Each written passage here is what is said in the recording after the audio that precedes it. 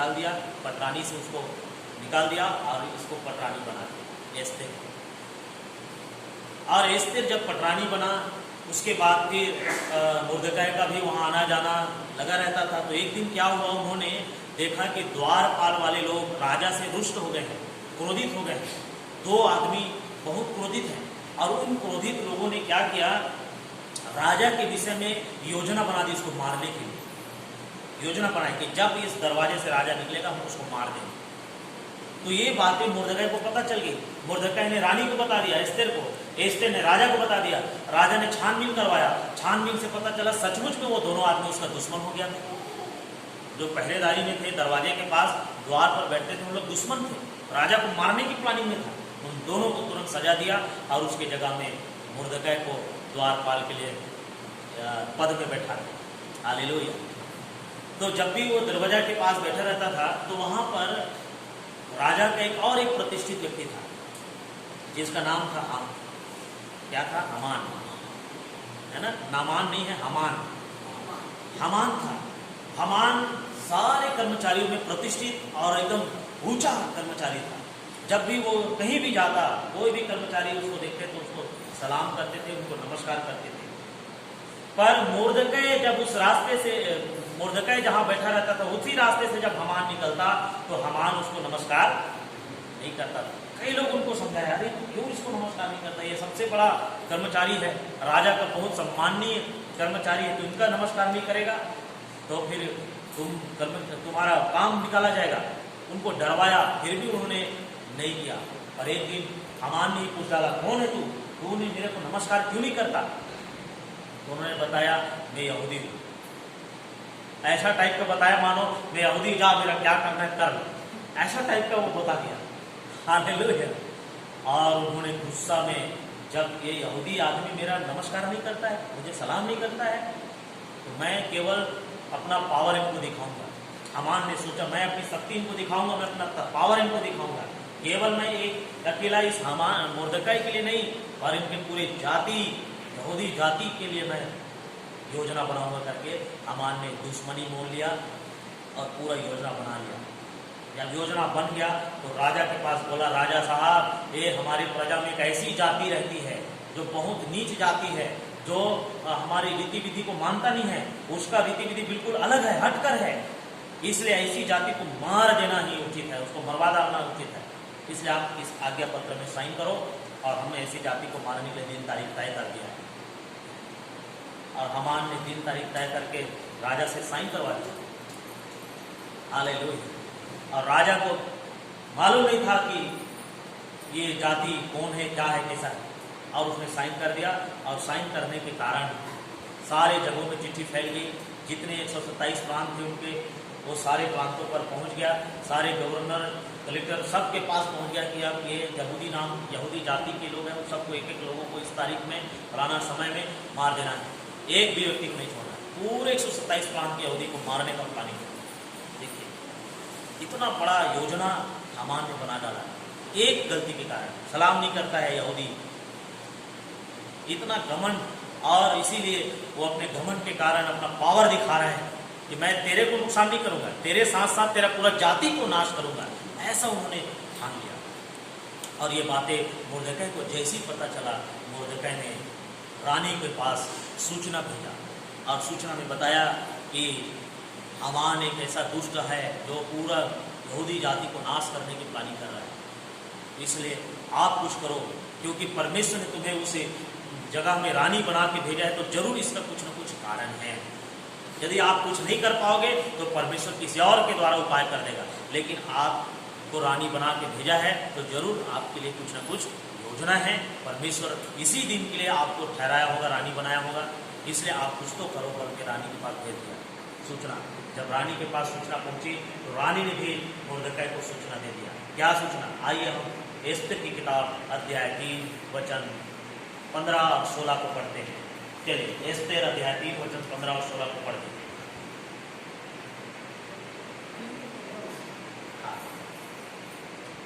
यहाँ आगे सूचना करके दी गई और नहीं, 2 अध्याय का 15-16 सॉरी। जब मुर्दकाई की वाचा अब यह है कि बेटी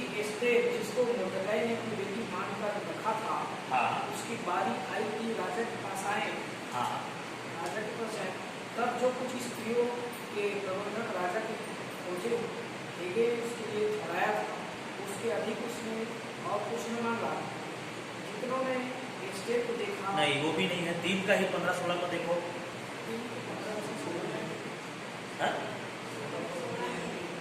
3 में नहीं तो 4 अध्याय में होगा, देखो। पर 15-16 में ही है, 4 अध्याय का है। तब मुर्दकै ने और एस्टेर ने मुर्दकै के पास यह कहला भेजा। हाँ, यही है, 4 अध्याय का है। सॉरी, 2-3 अध्याय नहीं है, 4 अध्याय 15 और 16 वचन में।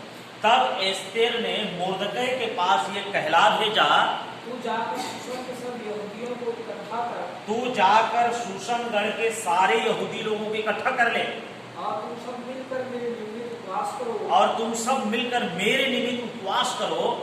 3 दिन रात न तो कुछ खाओ और न कुछ 3 दिन रात, दिन और रात है ना, 3 दिन और रात न तो कुछ खाओ पियो। और न कुछ पियो। मैं भी अपनी सहेलियों सहित उसी दिन की उपवास करूंगी। और मैं भी, रानी खुद बोल रही है, मैं भी ऐसे ही अपनी सहेलियों के साथ उसी दिन 3 दिन तक मैं भी उपवास रखूंगी, उसी तरह उपवास रखूंगी, ना तो खाऊंगी ना पीऊंगी। हाँ, और ऐसे ही दशा में मैं नियम के विरुद्ध राजा के पास, और ऐसी दशा में उपवास के हालत में मैं नियम के विरुद्ध राजा के पास जाऊंगी, क्योंकि राजा के पास जाने के लिए सख्त मना था।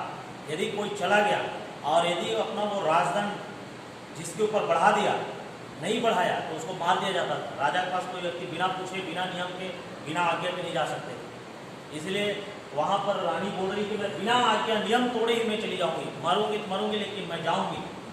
और क्या हुआ? और यदि नष्ट हो गई तो हो गई। हाँ, नाश हो जाऊंगी तो हो जाऊंगी, लेकिन मैं जाऊंगी। और इसी तरह उन्होंने मुर्दकै को सूचना दे दिया, और मुर्दकै सूचना पाके चारों तरफ जितने यहूदी थे शूशनगढ़ में, जितने भी 127 प्रांत, सब जगह में सूचना फैला दिया यहूदी लोगों को कि 3 दिन के उपवास रहने के लिए, न तो कुछ खाना न पीना, 3 दिन के उपवास रखने के लिए रानी ने आदेश जारी किया है। इसलिए आप उपवास प्रार्थना में बैठ जाओ। हालेलुया। चौथा जो तरीका है वो क्या है? उपवास प्रार्थना। हालेलुया।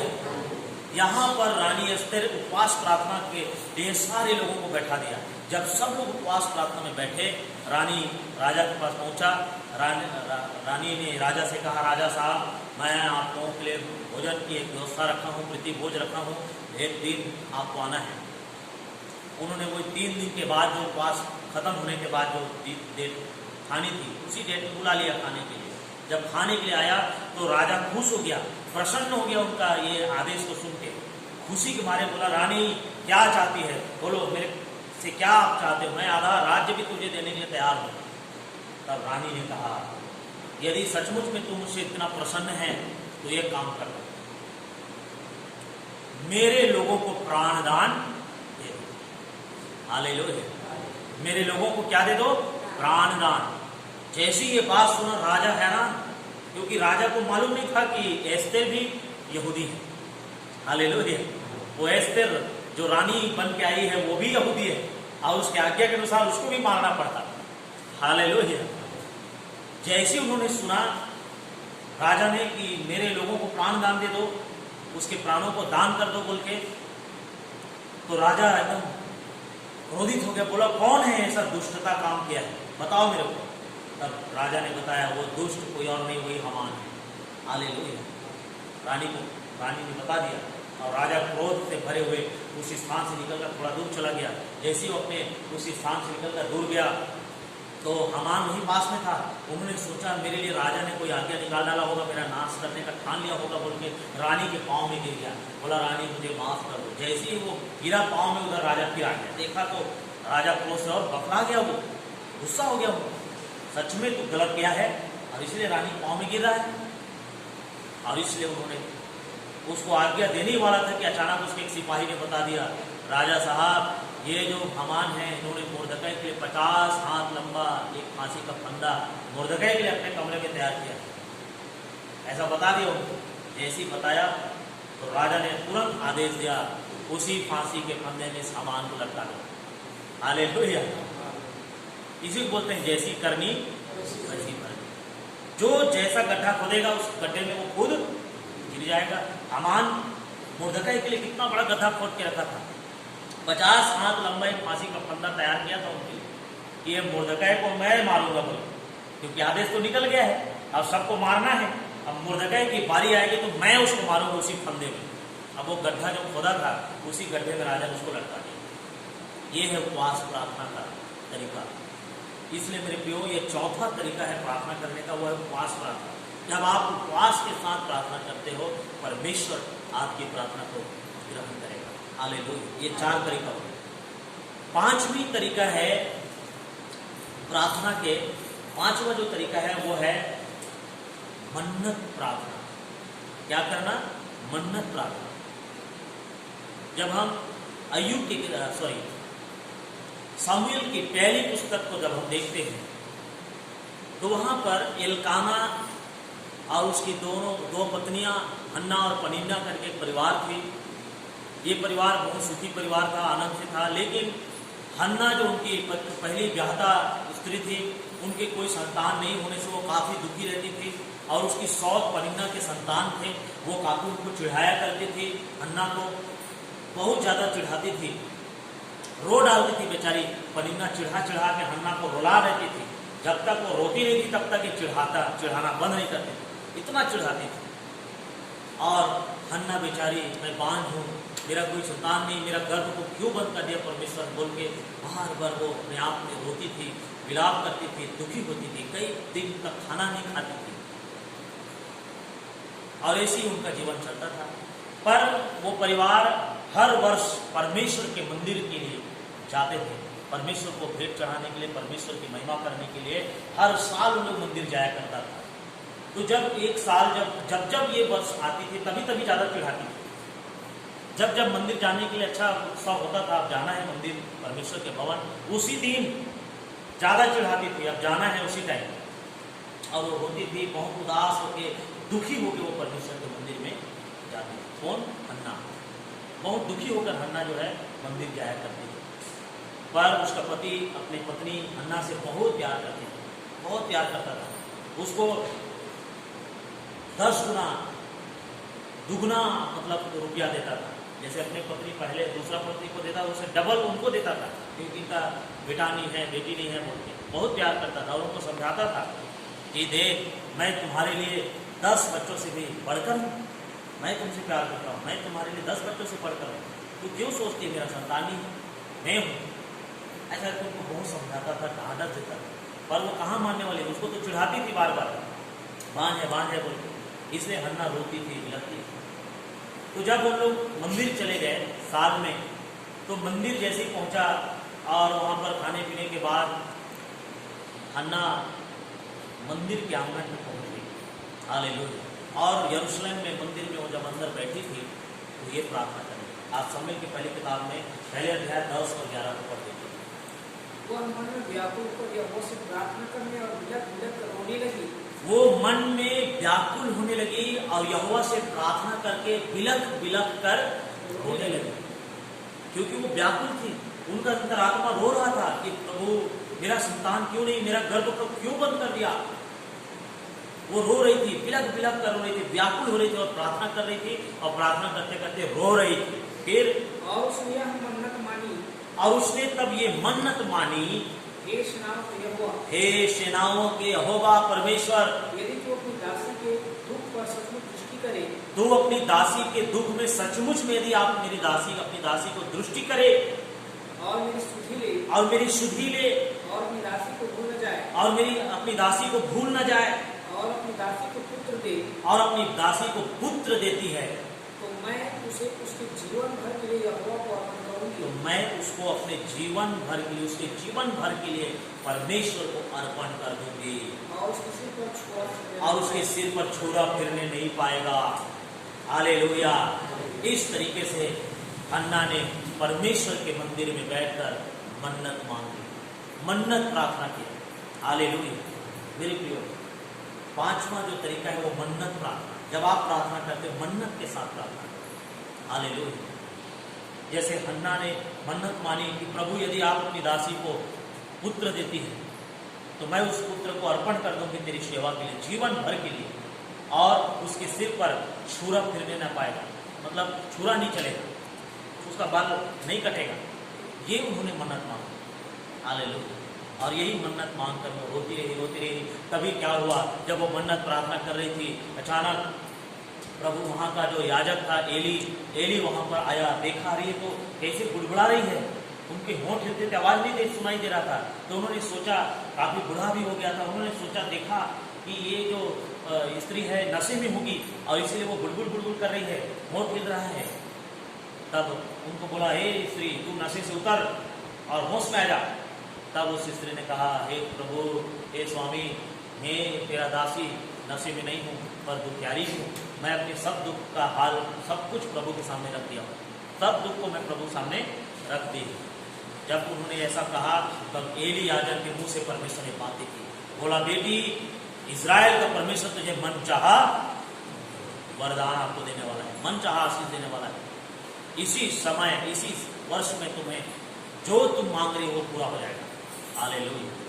परमेश्वर ने एली के मुंह से बातें किया और उसकी मन्नत प्रार्थना पूरी हो गई। रियली में आगे जब हम पढ़ते हैं शमूएल की किताब को, तो नियुक्त समय में 1 वर्ष का जो समय था, उसी समय में परमेश्वर ने उसके गर्भ में एक बेटा दिया। हालेलुया। और उसका नाम उसने शमूएल रखा। ठीक है, आगे ये कहानी बहुत अच्छा दिलचस्प है। फिर उसके बाद उस बेटा को पा के बहुत खुश हुई, बोला, प्रभु आपने मुझे बेटा दिया बोल। और सचमुच में उन्होंने उस मन्नत को पूरा किया। जब लड़का समझने लायक हो गया, होश संभालने लायक हो गया, तब जाके फिर मंदिर में गई। 12 साल तक उसको दूध छुड़ाने तक वो अपने पास रखी रही। हालेलुया। उसके बाद जब बेटा होश संभालने लायक हुआ, अच्छा से हुआ, तब उसको बेटा को लेके मंदिर में लेके एली याजक के पास अर्पण कर दिया, दे दिया, अपनी मन्नत पूरी कर दी। और आगे फिर जब उन्होंने अपना मन्नत पूरा किया, परमेश्वर उसके गर्भ को खोल दिया था और भी उनके संतान बेटा बेटी हुआ। तो यही है मन्नत की प्रार्थना। ये 5वीं तरीका, आप प्रार्थना करते हो तो मन्नत भी रखो, मन्नत के साथ प्रार्थना करो तो आपकी प्रार्थना पूरी होगी। हालेलुया।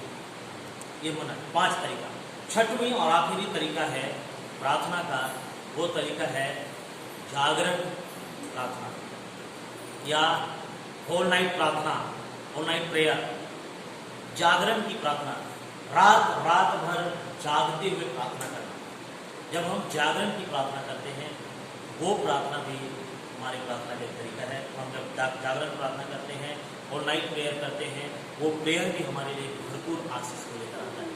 आपको मैं पहले ही बता दिया हूँ कि यीशु मसीह रात भर वो प्रार्थना किया करता था, तो हमको भी आज प्रार्थना करना होगा, हमको भी होल नाइट प्रेयर को भी इस्तेमाल करना चाहिए। तो होल नाइट प्रार्थना से भी प्रभु हमारी दुआओं को सुनता है और हमको आशीषों से भर देता है। तो ये 6 तरीका हमने सुना। जब आप होल नाइट प्रार्थना के बारे में आप देखोगे तो मत्ती 14 अध्याय में 23 से 25 में हम पढ़ते हैं, वहाँ पर क्या हुआ, जब यीशु मसीह लोगों को वो भीड़ को भोजन पिलाने के बाद सांझ हो गई थी।